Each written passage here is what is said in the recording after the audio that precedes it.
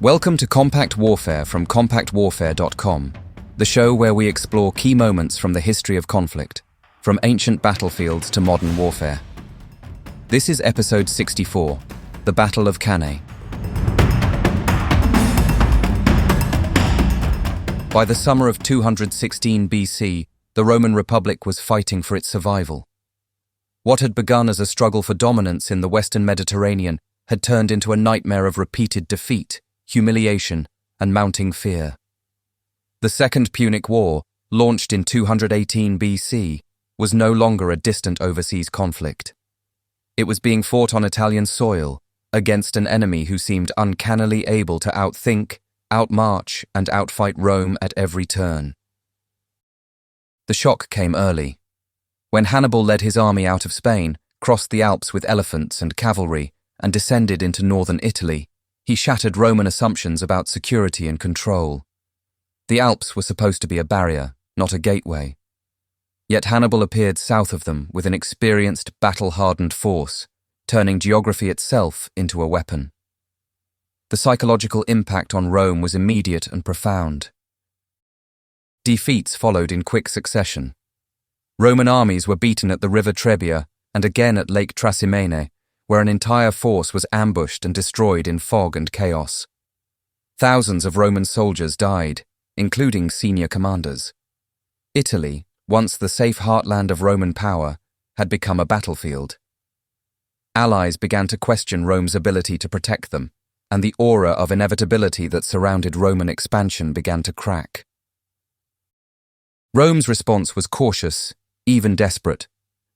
After Trasimene, the Republic appointed a dictator, Quintus Fabius Maximus, whose strategy was to avoid open battle altogether. Instead, he shadowed Hannibal, harassing supply lines and refusing to be drawn into decisive combat. This approach, later called the Fabian strategy, was deeply unpopular. It offended Roman pride and clashed with the Republic's cultural belief in decisive action and battlefield dominance.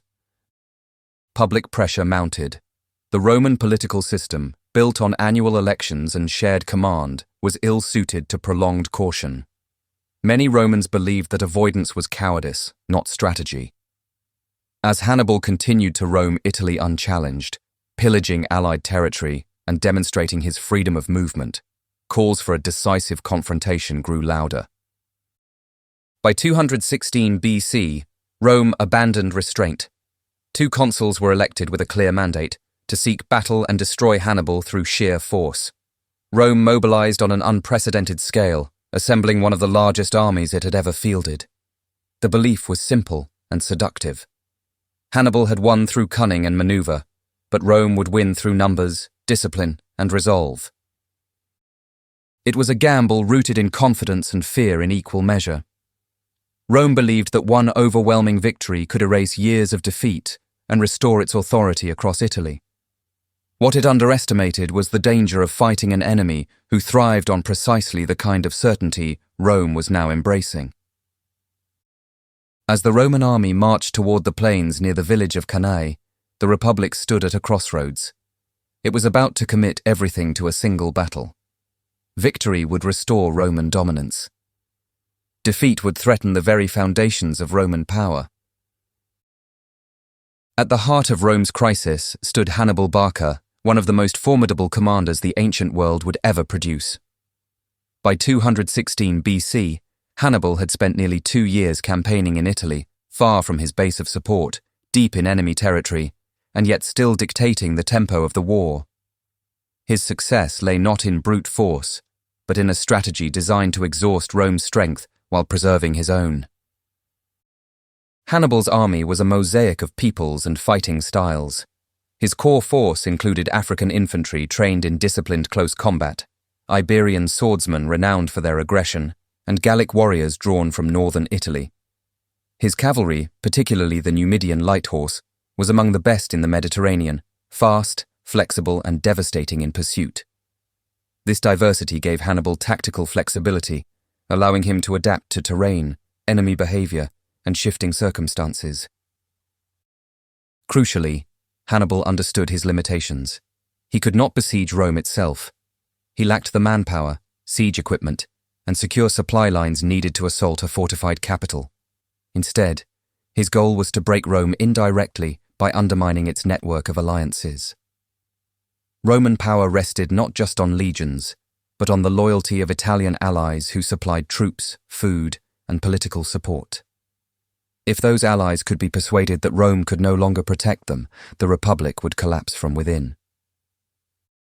To achieve this, Hannibal avoided unnecessary risks. He fought only when conditions favored him and withdrew when they did not. He devastated Allied territory to demonstrate Rome's inability to defend its partners, while carefully sparing those communities that defected or remained neutral. Each march, raid, and battle was calculated to send a message. Rome could be challenged, and survival lay in accommodation, not resistance. Hannibal also exploited Roman psychology. He understood that Roman commanders were driven by honor, reputation, and public expectation.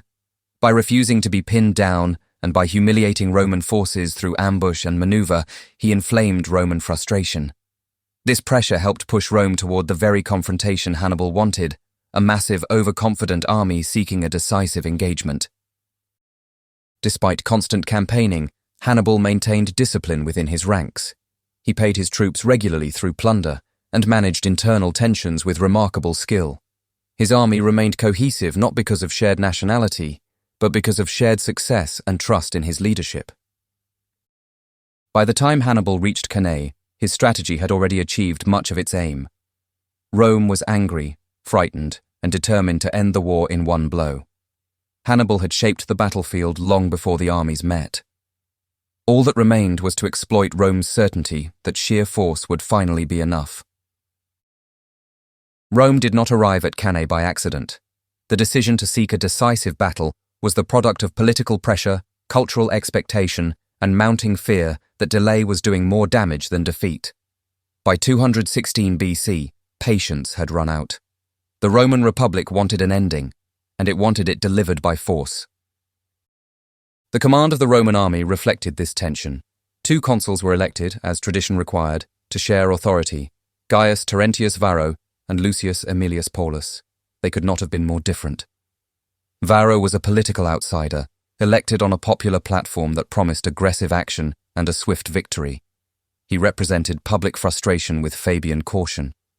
Paulus, by contrast, was an experienced aristocrat, cautious by temperament and deeply aware of Hannibal's tactical brilliance. Their joint command was a weakness baked into the Roman system. Authority alternated daily between the 2 men, creating inconsistency in decision-making at precisely the moment when unity mattered most. Paulus favored restraint and careful positioning. Varro believed delay was dangerous and dishonorable. The army would feel this division keenly. Rome's answer to Hannibal was scale. The Republic mobilized on an unprecedented level, assembling perhaps 80,000 infantry and thousands of cavalry, one of the largest armies it had ever fielded. Never before had Rome committed so much manpower to a single battlefield. The message was clear. Hannibal would be crushed not through cleverness, but through mass, discipline, and relentless pressure. This confidence rested on Roman experience. Historically, Rome absorbed defeats, rebuilt its armies, and eventually overwhelmed its enemies. Legions were trained to fight in close formation, to push, hold, and advance. Roman commanders believed that if they could bring Hannibal to a stand-up fight on open ground, superior numbers would tell. Subtlety would be unnecessary. Yet this belief carried hidden danger. The very size of the Roman army made it less flexible. Crowded formations reduced maneuverability and made command and control more difficult. Roman cavalry was outmatched by Hannibal's horsemen, but this was treated as a secondary concern. The focus remained on infantry strength, where Rome assumed dominance. Morale was high, but it was edged with desperation. The army marched toward Cannae expecting resolution. Soldiers believed they were about to avenge earlier defeats and restore Roman authority across Italy. There was little appetite for caution. Hannibal was seen not as a master tactician to be respected, but as a problem to be solved by weight. In committing so fully to one battle, Rome revealed both its greatest strength and its greatest vulnerability. The Republic trusted its system, its numbers, and its courage. What it underestimated was an enemy who excelled at turning those strengths into liabilities. At Cannae, Rome would fight exactly the kind of battle it believed it could not lose. That certainty would prove fatal. The plain near the village of Cannae, in southeastern Italy, appeared at first glance to favour the Romans. It was wide, flat, and open, precisely the sort of ground on which Rome's heavy infantry believed it could bring its numerical superiority to bear. There were no hills for ambush, no forests to conceal enemy movement, no narrow passes to limit deployment. To the Roman commanders, this looked like the ideal place to finally force Hannibal Barca into a straightforward fight. The terrain, however, concealed subtler dangers. The battlefield lay near the Aufidus River, which constrained movement on one flank and kicked up clouds of fine dust under the feet of marching men. On the day of battle, the wind blew directly into the faces of the Roman troops, carrying dust and grit that stung eyes and clogged lungs. Visibility would suffer, breathing would be harder. Small disadvantages, multiplied across tens of thousands of soldiers, mattered more than Roman commanders realized. Heat added to the strain. The battle was fought in August under the punishing southern Italian sun. Roman soldiers wore heavy armor and fought in dense formations, packed tightly together. As the legions advanced, heat exhaustion set in quickly.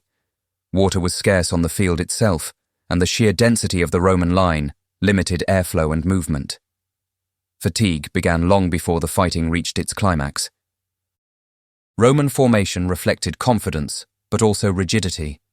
Instead of deploying in their usual flexible manipular arrangement, the Romans deepened their ranks, stacking men behind one another to maximize pushing power. The intention was simple: smash through Hannibal's center by brute force.